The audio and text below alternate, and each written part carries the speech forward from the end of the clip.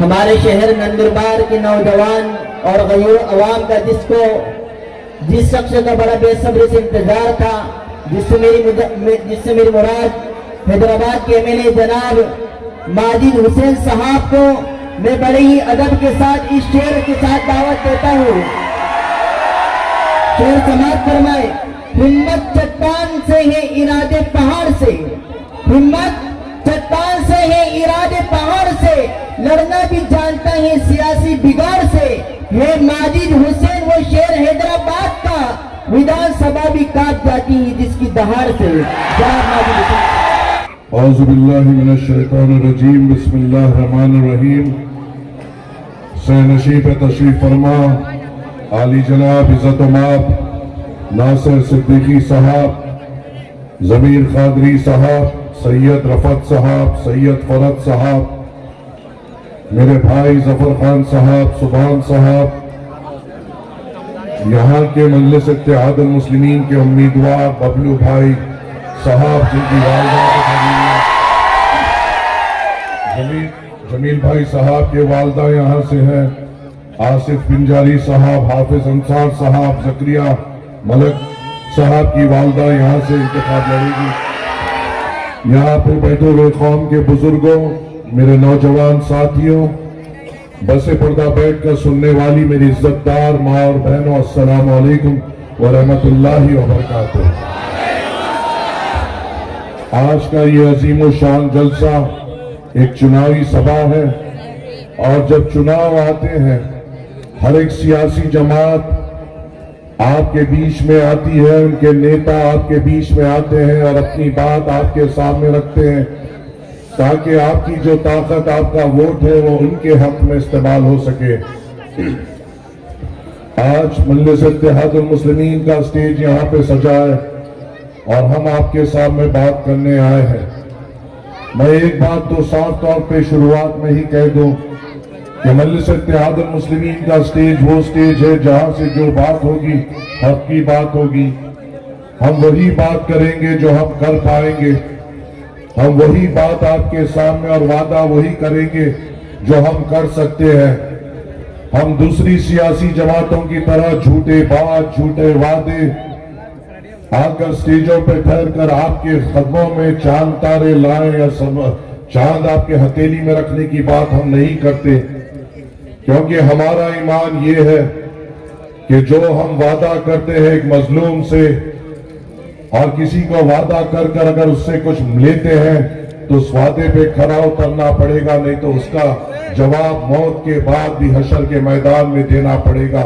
ये हमारा ईमान है और इस दुनिया के लिए हम हमारा ईमान कभी खराब नहीं करेंगे और आखिरत कभी हम खराब होने नहीं देंगे इंशाअल्लाह ताला।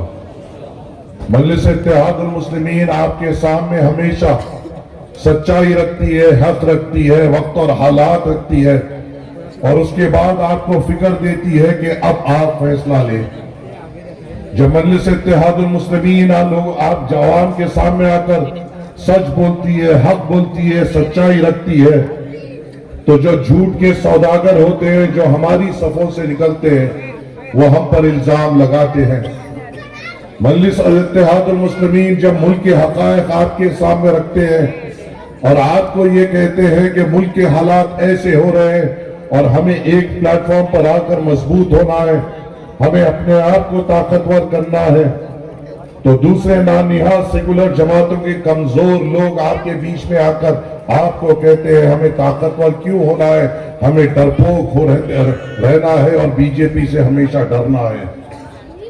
मजलिस इत्तेहादुल मुस्लिमीन आपको पैगाम देती है और आपको दावत देती है कि हम अपने आप पे भरोसा कर सकते हैं। हमारी ताकत वो है कि अगर हम एक दूसरे पे भरोसा करें और एक दूसरे के साथ कांधा बा कांधा चले तो हमारी एक बेबाक और निडर आवाज हो सकती है।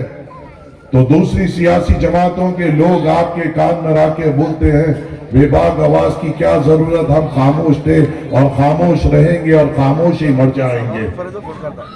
मजलिस इत्तेहादुल मुस्लिमीन आपको आकर फिक्र देती है कि अब वक्त वो आ गया है कि अगर अभी भी हम खामोश हो तो हमारी शिनाख्त पे, हमारे वजूद पे खतरा है। हमारे मस्जिदों और मदरसों पे हमारे खिलाफ कानून बनाए जा रहे हैं और अब हमें उठना है। तो वो जो नानिहाद सेकुलर जमातें और उनके जो कमजोर नेता हैं, जो जिंदगी भर सिर्फ एक ही बात जानते हैं, अपने आकाओं की गुलामी करना, वो आकर आपसे कहते हैं क्या होगा, मदरसे मसाजिद बंद हो जाएंगे, हम दूसरे खोल लेंगे। हमें कभी उठने नहीं देते, कभी बात करने नहीं देते, कभी मुसलमानों के लीडरशिप को पैदा होने नहीं देते। ऐ मेरे नौजवानों, ऐ मेरे गयूर बुजुर्गों, ऐ मेरी इज्जतदार पर्दानशी माँ और बहनों, मैं हिंदुस्तान का कोना कोना फिरा हूं, मैंने हमारे हालात देखे हैं। मैं उस शहर से आता हूं जिस शहर को हैदराबाद कहते हैं, और खुदा की कसम वहां पर कोई हमारे तरफ आंख उठा के देखने वाला, किसी की माँ में वो ऐसी माँ किसी ने नहीं चला जो हम पर आंख उठाकर देख सके। ऐसा वहां पर वैसा होता नहीं है कि अगर कोई हमारे नौजवानों पे कोई हाथ दे दे, हाथ डाल दे और नौजवान हमें फोन करके हमें आवाज दे, तो कभी हम उसको मायूस होने नहीं देते। कभी कोई, चाहे वो बल्दिया का महकमा हो या इलेक्ट्रिसिटी का महकमा हो या वाटर वर्क्स का महकमा हो, किसी में इतनी हिम्मत नहीं है कि हमारे इलाकों में आकर हमारे लोगों को तकलीफ पहुंचा सके या उन पर जुल्म कर सके। ये इसीलिए हुआ क्योंकि वहां के लोगों ने इत्तेहाद का पैगाम दिया और एक बार ठान लिया कि हम अपने आप को ताकतवर बनाएंगे, हम कमजोरों के पीछे नहीं जाएंगे, हम मजबूत होंगे, चाहे कितने भी नंबरात हो, चाहे 1 हो, 2 हो, 7 हो या 10 हो।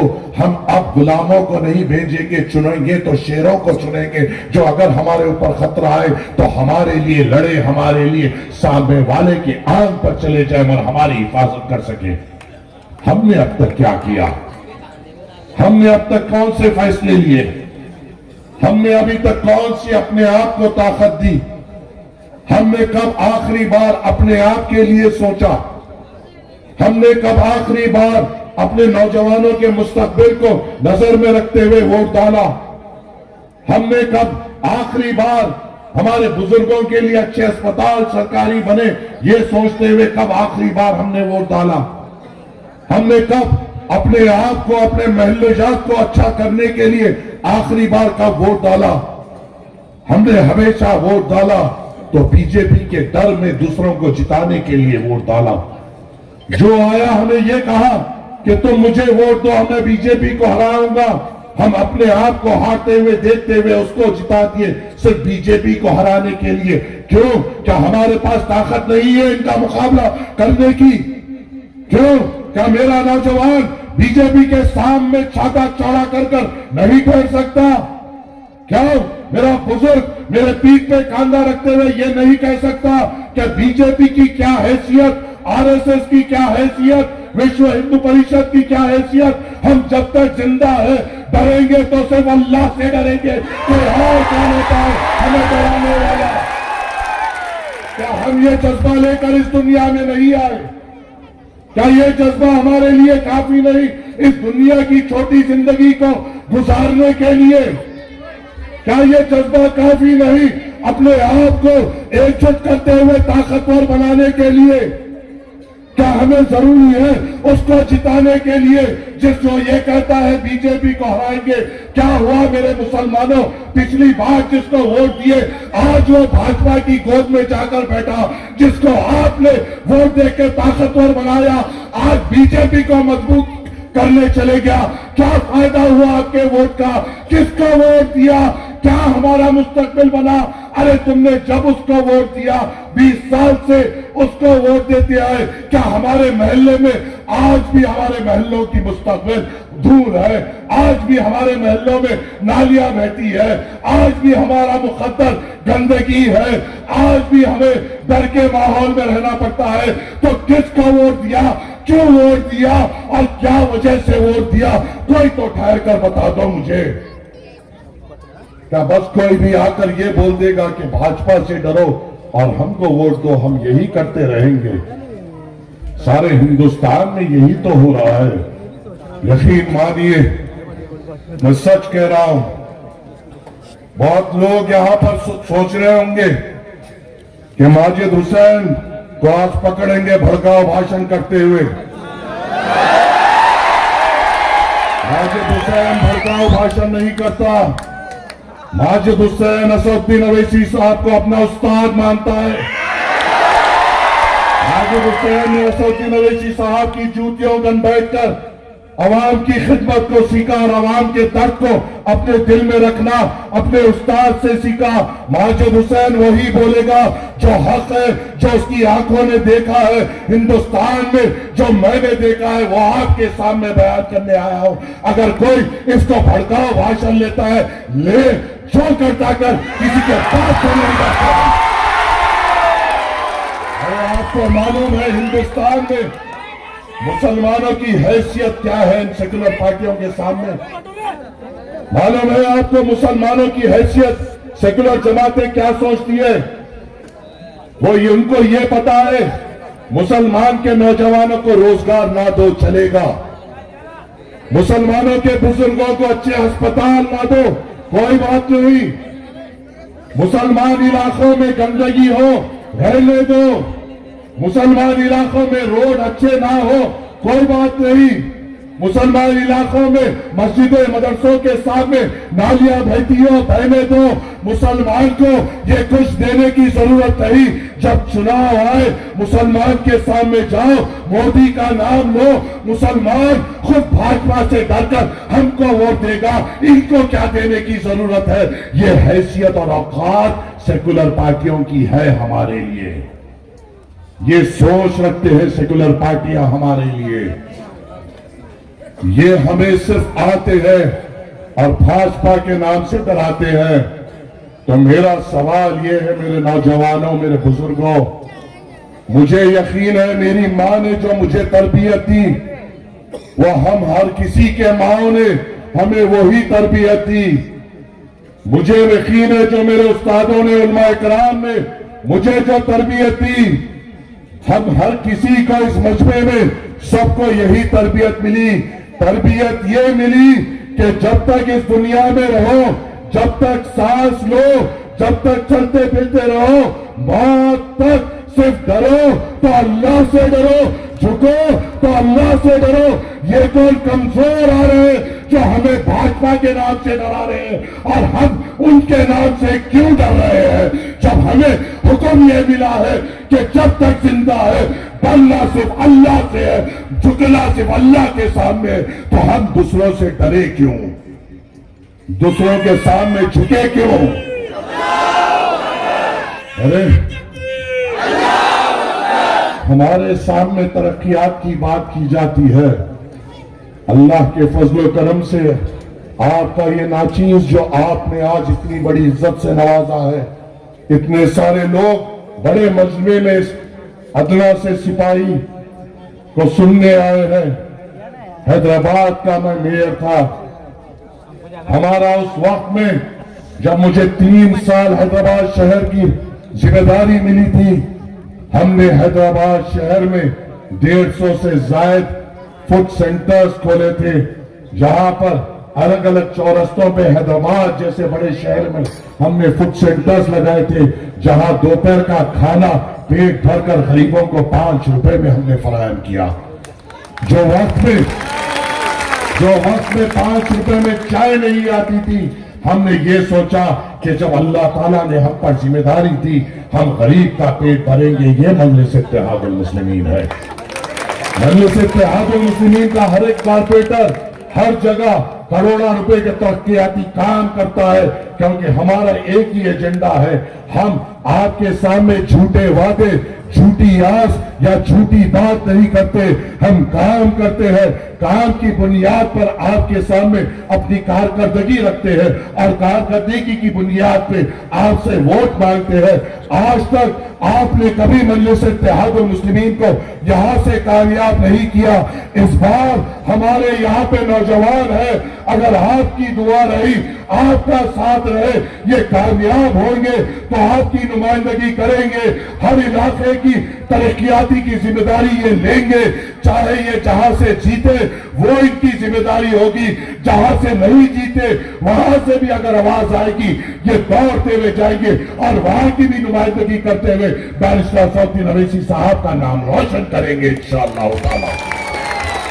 मगर उसके लिए हमें एक होना होगा। है मेरे लोगों, है मेरे मुसलमानों, मुझे बताओ आज मुल्क में जो हालात है, कौन हमारे लिए ठहर रहा है? कौन है जो हमारे दर्द में हमारे आंसू पोंछ रहा है? कौन है जो वक्त और हालात के वक्त हमारी आवाज बन रहा है?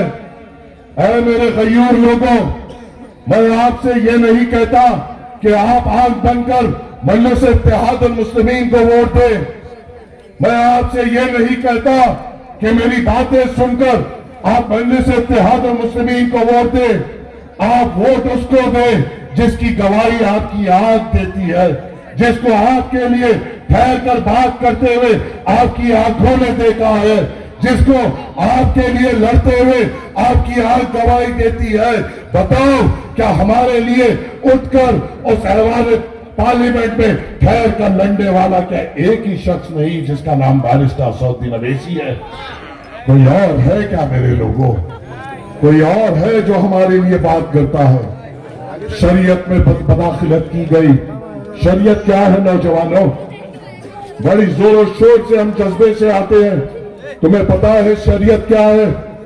शरीयत हमारे लिए हुक्म इलाही है, जो अल्लाह का हुक्म है हमारे लिए कुरान के जरिए जो हमें बताया गया, हमारे जिंदगी के तौर तरीके, हमारे घर के तौर तरीके।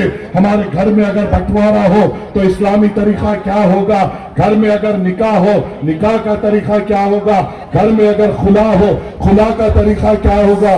तलाक हो, जब तलाक का तरीका क्या होगा? और जब हुक्म इलाही को बदलने की कोई साजिश जब भाजपा हुकूमत ने लेकर आया, भाजपा ने सिर्फ एक ही मकसद से शरीयत में बदाखलत की, किसी और को तकलीफ देने के लिए नहीं, सिर्फ मुसलमानों को तकलीफ देने के लिए। तो बताओ मेरे गयूर लोगों, इतने बड़े मजमे में मैं सवाल करता हूं, अगर तुम इसका जवाब दोगे मैं चले जाऊंगा। क्या शरीयत में जब बदाखलत की गई, हुक्म इलाही को बदलने की कोशिश की गई, क्या तुम्हारी आंखों ने राहुल गांधी को उठकर हमारे लिए बात करते हुए देखा? क्या तुम्हारी आंखों ने लालू के बेटों को हमारे लिए बात करते हुए देखा? क्या मुलायम के बेटे को बात करते हुए देखा? क्या ममता बनर्जी को बात करते हुए देखा? आपकी आंखों ने किसको बात करते हुए देखा? किसको बात करते हुए देखा? तो वोट किसको दोगे? जो आपकी आंख गवाही देती है उसको दोगे, या दिल में जो खौफ है उसको दोगे? फैसला आपको करना है। वक्फ बिल का कानून हमारे खिलाफ आया। वक्फ बिल क्या है मेरे नौजवानों? वक्फ बिल वो साजिश है जिसके जरिए से हमारे मसाजिदों को ताले डालने की साजिश की जा रही है, हमारे मदरसों को बंद करने की साजिश की जा रही है, हमारे इबादत गाह और कब्रिस्तानों को बंद करने की साजिश की जा रही है।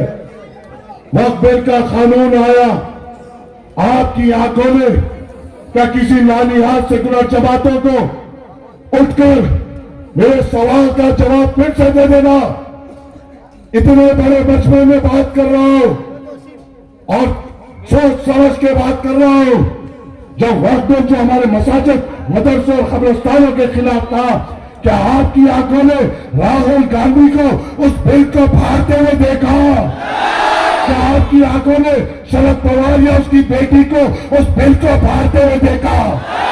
क्या आपकी आंखों ने ममता को या अखिलेश को या लालू के बेटे को या मुसलमान के वोटों के ठेकेदारों को उस बिल को फाड़ते हुए देखा? किसने फाड़ा? किसने फाड़ा? जब तुम्हारी आंखों ने देखा उस बिल को तुम्हारे लिए असदुद्दीन अवैसी ने फाड़ा, तो तुम्हारा वोट किसको जाएगा? क्या फिर भी उन मक्कारों के, उन बेवकूफों के, उन डरपोकों के बातों में आओगे जो भाजपा से हमें डराते हैं? मेरे गयूर लोगों, एनआरसी, सीए, एनपीआर किसके खिलाफ बनाया गया? किसको तकलीफ देने बनाया गया?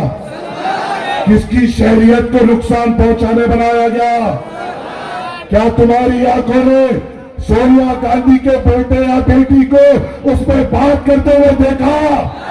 क्या तुम्हारी आंखों ने ममता को या अखिलेश को या लालू को और या मुसलमान ठेकेदारों को हमारे लिए बात करते हुए देखा?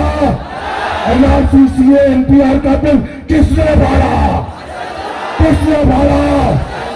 जब तुम्हारी शहरियत पे आया, तुम्हारे नुकसान की बात आई, ठाहने वाले असदुद्दीन अवैसी, तो वोट किसको जाएगा? वहां पर जाएगा ना इंशाअल्लाह। क्या फिर डर जाओगे भाजपा के नाम से? क्या फिर दिल में खौफ है भाजपा के नाम का? क्या दिल में सिवाय अल्लाह के किसी और का डर आने दोगे? क्या हम किसी के सामने झुकेंगे? क्या हम अपने आप को ताकतवर बनाएंगे? इंशाअल्लाह बनाएंगे। हम अपने आप को ताकतवर बनाएंगे इंशाअल्लाह ताला। हमें दूसरों की जरूरत क्या जब हमारा भाई हमारे साथ हो? हमें दूसरों पर भरोसा क्यों जब हमारा भाई हमारे बीच में हो? आज आपके सामने बिहार चुनाव मौजूद है। जब चुनाव आता है, मुसलमानों से बड़ी हमदर्दी हो जाती है, मोहब्बत हो जाती है। मुसलमानों की टोपी सर पे आ जाती है, मुशज्जरा कंधों पे आ जाता है।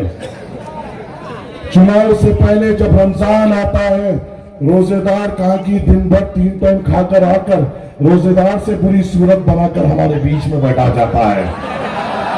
और खजूर हमारे सरखेज गुलाम जो रहते हैं ये कांग्रेस में, एनसीपी में, ऐसा खिलाते खजूर, अगर उन्हें खजूर खाया तो मेरे को जन्नत मिली जैसा खिलाते उसको। गुलामी का तो रिकॉर्ड तोड़ रहे बेटा तुम लोग। गुलामी का तो रिकॉर्ड तोड़ रहे। नई किताब लिखना पड़ेगा, कुत्ते और भगोड़ों से बड़े वफादार ये कांग्रेसी गुलाम है। वाह रे वाह, खुद का रोजा नहीं खोलता, नेताजी को गिराता पहले। और नेताजी ऐसा खाते 3 दिन से सैनी लेकर ऐसा खाते। वाह रे वाह, हमारा रोजा कहाँ की, हमारे नमाजा कहाँ की, हमारे तराविया कहाँ की, हमारे ताजुदा क्या की? इलेक्शन के टाइम पे आ गए, टोपी मार के, मुशज्जरा मार के आ गए, बैठ गए, रोजा खोले, चले गए। हमारे लोग खुश, अब्बा नेताजी रोजा खोले भाई। और यही खुशी में, बस यही खुशी में हमारा मुस्तकबिल तबाह, यही खुशी में हमारा रोजगार तबाह, यही खुशी में हमारी कोई बेबाक आवाज पैदा नहीं होती, यही खुशी में हमें अंधेरों में रखा जाता है। इन अंधेरों से निकलना है और वो मशाल जो हमें पकड़ना है वो मजलिस इत्तेहादुल मुस्लिमीन की मशाल पकड़ना है इंशाअल्लाह। बिहार के चुनाव में बड़ी बड़ी बातें की जा रही है। राहुल गांधी लालू का बेटा गम के पैंडला मार रहे, गाड़ी स्टार्ट कर रहे, इधर निकल रहे, उधर निकल रहे। अरे अरे रुक जा भाई, एक 6 चीटा हमारे को दे दो। अम्मा मुसलमानों की 6 चीटा? नहीं नहीं नहीं नहीं, मुसलमान को लीडर हम बना ही नहीं सकते। ढोल ताशा लेकर उनके दफ्तर पर गए कि ना हमें मिनिस्ट्री चाहिए, ना हमें कोई पद चाहिए, बिहार में हमें सिर्फ 6 सीटें दे दो, और अगर तुम्हारी सरकार बनेगी तो हमारे जो 6 सीट रहेंगे और जो हमारा सीमांचल का इलेक्शन इलाका होगा वहां पे तुम्हें तरक्की करनी पड़ेगी। बस ये शर्त लेके गए थे हम ये शर्त भी नहीं रखे कि हमारा कोई एमएलए मंत्री बनेगा, हम ये शर्त भी नहीं रखे कि हमारा कोई एमएलए मुख्यमंत्री या उप मुख्यमंत्री बनेगा। हम बस ये शर्त रखे कि अगर हम जीत गए, हमारे इलाकों के अलावा दूसरे जो सीमांचल के इलाके वहां पे तरक्की करनी पड़ेगी। मगर इन शर्तों पे भी हमें धिक्कार आ गया, इन शर्तों पे भी हमें दूर कर दिया गया। किस तरीके से दूर किया गया है मालूम? मगर एक बात बोलूंगा, अपना बेटा, बड़ों से एक हाथ जोड़ के गुजारिश है, अपना बेटा समझकर माफ कर देना। खुला बोलने की आदत है, नौजवानों अपना भाई समझ के माफ कर देना। इन लोगों ने किस तरीके से हमें दूर किया पता है आपको? जिस तरीके से 2 साल के बाद हमारे उलमाए किराम ये चंद्रकांत गए थे कि हमने तुम्हें वोट दिलाया, और आज अवाम हमसे सवाल कर रही है, जिस तरीके से चंद्रकांत ने हमारे उलमाए किराम पे दरवाजा बंद किया, उसी तरीके से बिहार में हमारे ऊपर दरवाजा बंद किया गया। क्या ये बात सही नहीं है कि पिछले चुनाव में आप तमाम ने इस चंद्रकांत की बीवी को वोट दिया था? आपने बढ़ चढ़कर वोट दिया था, उलमाए किराम ने बढ़ चढ़कर इसका साथ दिया था। आखिरी 2 दिन में तो मस्जिदों से ऐलानात हो गए थे और मुसलमान भाजपा को हराने निकल पड़ा, खुद को हरा लिया, भाजपा को जिताने इसको जिता दिया। ए वोट देने वाले मेरे गय्यूर मुसलमानों, आज ये किसकी गोद में जाकर बैठा है? आज किसकी गोद में जाकर बैठा है? किसकी गोद में है मेरे भाइयों? शिंदे किसकी गोद में है? किसकी गोद में है? मोदी ने कौन कौन से कानून बनाए? वो कानून किसके लिए बनाए? किसको नुकसान होने बनाए? तो वोट भी तुमने मुसलमानों को नुकसान पहुंचाने दिया था क्या? फिर आज तो आपके ही वोट के ताकत से उसको मुकाम मिला ना। अगर सोच समझ कर वोट डालते, भले हार जीत अल्लाह के हाथ में। ऐ मेरे गय्यूर मुसलमानों, ये क्यों भूल जाते हो कि आपकी और मेरे हाथ में सिर्फ मेहनत कर सकते हैं, जीत और हार अल्लाह के हाथ में है, जिंदगी और मौत अल्लाह के हाथ में है, इज्जत और जिल्लत अल्लाह के हाथ में है। हम अपने आप पे भरोसा ये सोच कर क्यों नहीं करते? मेहनत करेंगे, ईमानदारी से करेंगे, अल्लाह की मदद मिलेगी, और जब अल्लाह की मदद मिलेगी हम कामयाब होंगे, और जब हम कामयाब होंगे ऐसे धोखेबाजों से हमें धोखा नहीं मिलेगा। ये भी तो सोच सकते हो ना आप। ये क्यों नहीं सोच रहे हो? ये क्यों फिक्र नहीं है आपको? ये क्यों फिक्र नहीं है आपको? अब यहां से जैसा ये जलसा खत्म हुआ,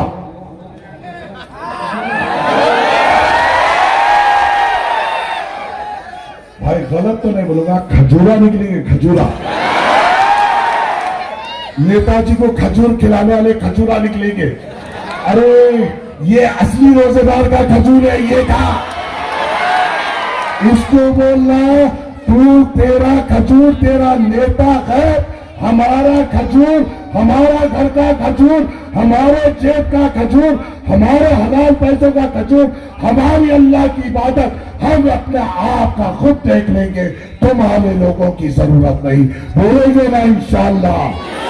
बोलेंगे ना इंशाअल्लाह?